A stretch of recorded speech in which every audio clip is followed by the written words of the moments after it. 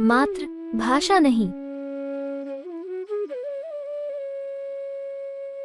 मातृभाषा है हिंदी। जैसा कि आप सभी को पता है कि आज हिंदी दिवस है और आज हम आपको नरवल तहसील के हिंदी अखबार हिंदुस्तान के वरिष्ठ पत्रकार धीरपाल सिंह धीर के से मुलाकात कराएंगे, जो एक अच्छे कवि भी हैं। और आज जानेंगे हिंदी दिवस के बारे में और उनसे कुछ कविताएं सुनेंगे। चलिए आज उनसे मुलाकात करते हैं। हमारे चैनल में आपका बहुत बहुत स्वागत है। बहुत बहुत आभार आपका। और हम आपसे ये जानना चाहते हैं, जैसे आज हिंदी दिवस है तो हिंदी दिवस के बारे में क्यों मनाया जाता है, इसके बारे में आप हमें बताएं।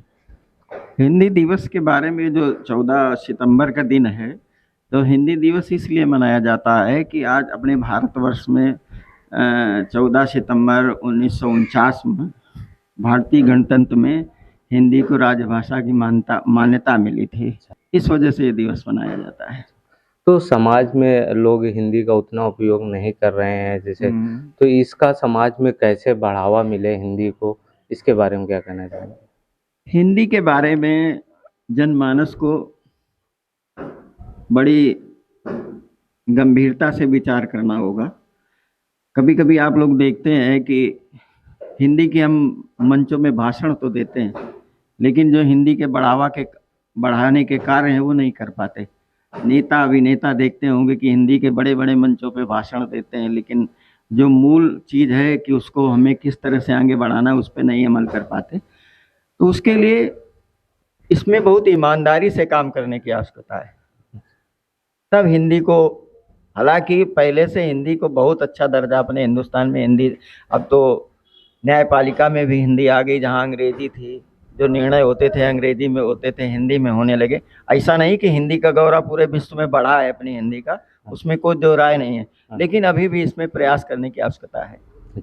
जैसे कि आप एक अच्छे से कवि हैं, तो हम हमारे दर्शकों को बताएं, आप कुछ कविताएं हैं जो उनको सुनाएं, आपकी जो द्वारा लिखी गई हैं या किसी और। हिंदी के बारे में 2 लाइन आपको सुनाते हैं कि हिंदी बिंदी हिंद की, हिंदी बिंदी हिंद की सदा बढ़ाए मान, हिंदी बिंदी हिंद की सदा बढ़ाए मान, इसकी महिमा का हुआ जग में गौरवगान। और भी 1-2 पंक्तियां हो जाए। देश धरा का मान है हिंदी, देश धरा का मान है हिंदी, गौरव की पहचान है हिंदी, आन बान और शान हमारी, भारत का मन प्राण है हिंदी।